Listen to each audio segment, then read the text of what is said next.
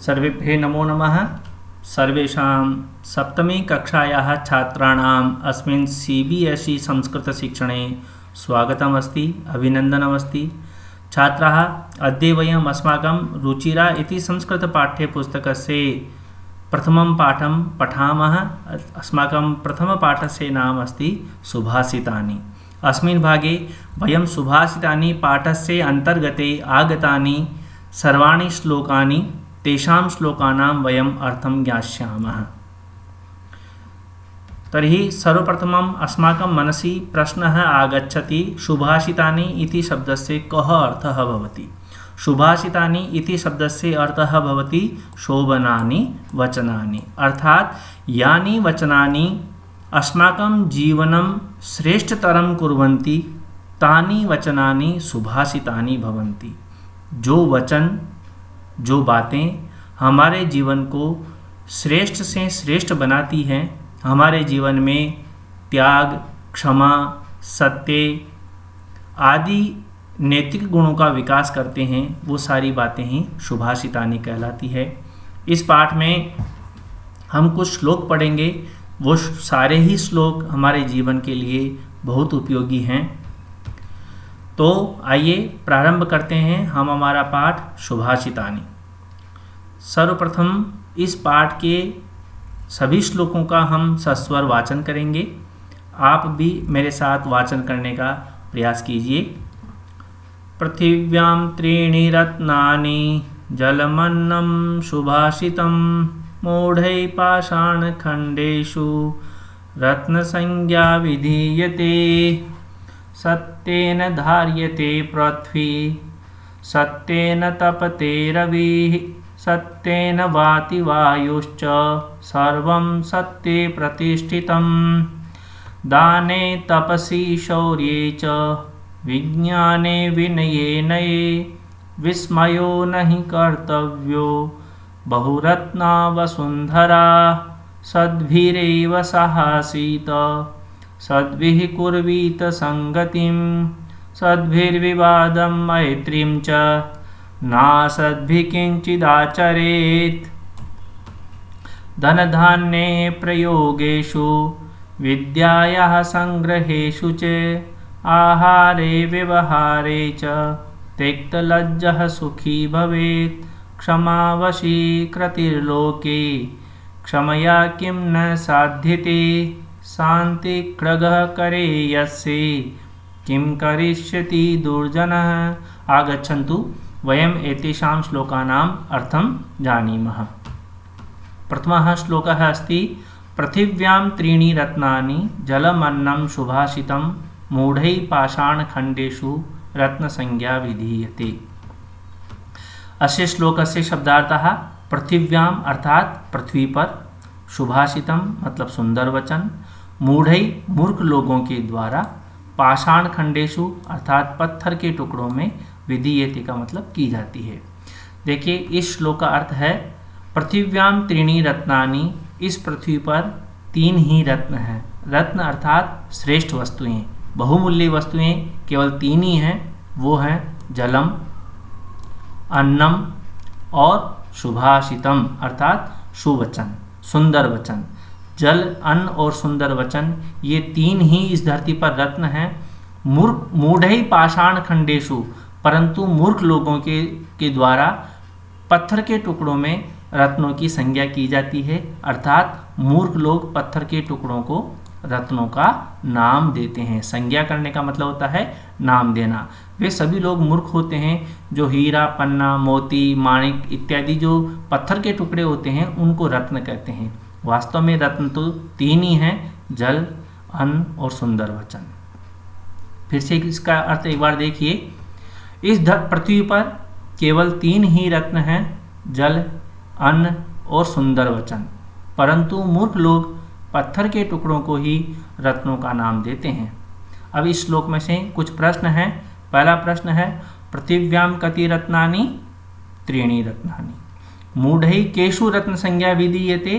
पाषाण खंडेषु। मूर्ख लोग किन में रत्नों का नाम देते हैं? पाषाण खंडेषु, पत्थर के टुकड़ों में। त्रीणि रत्नानि अत्र विशेषण पदम किम? यहाँ पर जो शब्द है दोनों त्रीणी और रत्नानि, इन दोनों में विशेषण वाला शब्द कौन सा है? विशेषण शब्द है त्रीणी, संख्यावाचक विशेषण है ये। और चौथा प्रश्न है मूर्खई अस्य पदस्य पर्यायी पदम किम अत्र प्रयुक्तम। मूर्खई इस पद का पर्यायवाची शब्द क्या है? इसका पर्यायवाची है मूढ़ई।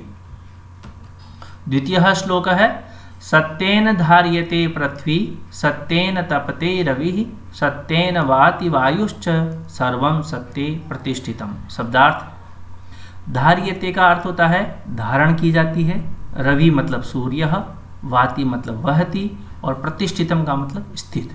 अब देखिए इसका अर्थ देखिए आप, सत्येन धार्यते पृथ्वी, ये पृथ्वी सत्य के द्वारा ही धारण की जाती है। जो हमारी धरती है वो धरती यदि टिकी है वो सत्य के कारण टिकी हुई है, जिसको हम बोलते हैं truth. Truth is God and God is truth. ईश्वर ही सत्य है और सत्य ही ईश्वर है।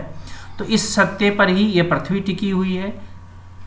सत्येन तपते रवि, सत्य से ही रवि अर्थात हमारे सूर्य भगवान तपते हैं, हमें प्रकाश देते हैं। सत्येन वाति वायुश्च, सत्य से ही वायु, वाति मतलब बहती है, सत्य के कारण ही हवा बहती है। सर्वम सत्य प्रतिष्ठितम, इस संसार में सब कुछ सत्य में ही स्थित है, सब कुछ सत्य में ही आश्रित है। सत्य में सभी संसार की सारी गतिविधियां समाहित हो जाती है, इसका मतलब यह है।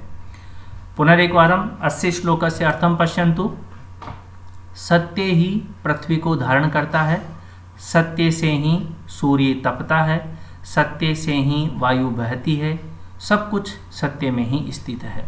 अब इसके प्रश्न, सत्येन का धार्यते का मतलब कौन, सत्य के द्वारा कौन धारण की जाती है?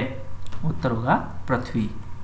सर्वम कुत्र स्थितम, सर्वम सत्य स्थितम। वहति अस्य पर्यायी पदम किम, वहति का पर्यायवाची शब्द यहाँ पर श्लोक में कौन सा आया है? और वो पर्यायवाची है वाति। नभः अस्य पदस्य विलोम पदम अत्र प्रयुक्तम। नभः का विलोम शब्द यहाँ पर क्या है? नभः का अर्थ होता है आकाश और इसका विलोम हुआ पृथ्वी। अग्रे चलामः है। तृतीयः श्लोकः अस्ति दाने तपसि शौर्ये च विज्ञाने विनये नये विस्मयो नहि कर्तव्यो बहुरत्ना वसुंधरा। शब्दार्थ, शौर्य का अर्थ होता है पराक्रम में, विनय का अर्थ होता है विनम्रता में, और नये का अर्थ होता है नीति में। बहुरत्ना शब्द का अर्थ होता है, बहुरत्ना का अर्थ होता है अनेक रत्नों वाली, और वसुंधरा का अर्थ होता है पृथ्वी। तो इस श्लोक का अर्थ देखिए, दाने तपसि शौर्ये च विज्ञाने विनये नये विस्मयो नहीं कर्तव्यो बहुरत्ना वसुंधरा। इस श्लोक में कहा गया है कि हमें इन सभी जो ऊपर की पंक्ति में दिए गए इन सभी क्षेत्रों में कोई आश्चर्य नहीं करना चाहिए।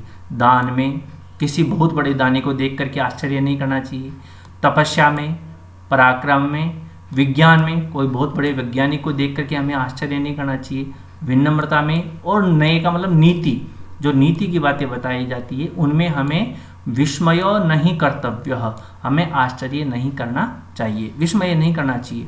और विस्मय क्यों नहीं करना चाहिए, इसका उत्तर यहाँ पर इन दो शब्दों में दिया गया है।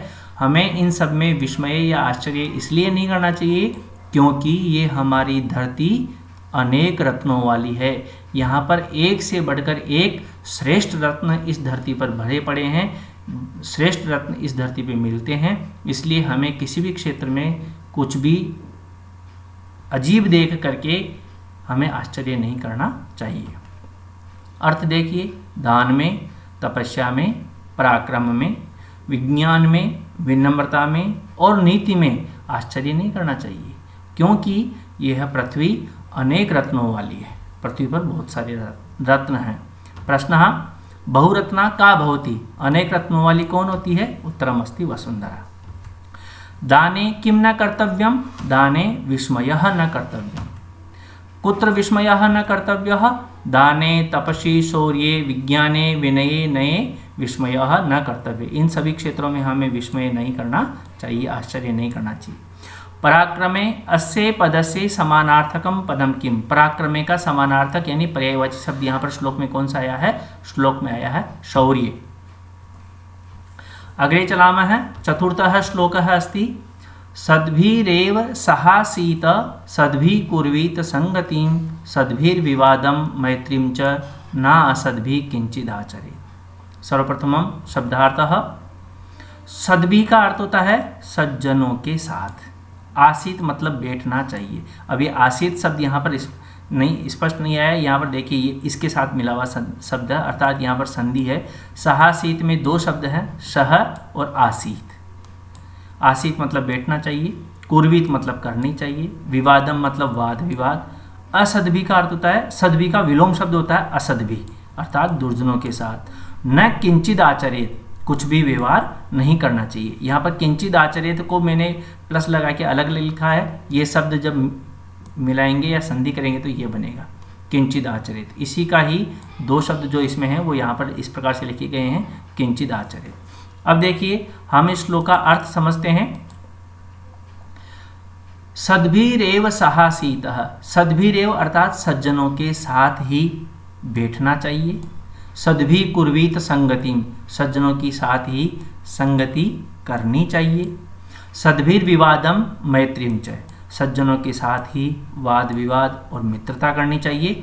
न असद्भि, न असद्भि यानी न असद्भि किंचित आचरेत, जो दुर्जन लोग होते हैं उनके साथ हमें कोई भी व्यवहार नहीं करना चाहिए। किसी भी प्रकार का व्यवहार हमें दुर्जन लोगों के साथ नहीं करना चाहिए। जो भी व्यवहार करें हम सज्जन लोगों के साथ ही करें। ऐसा क्यों?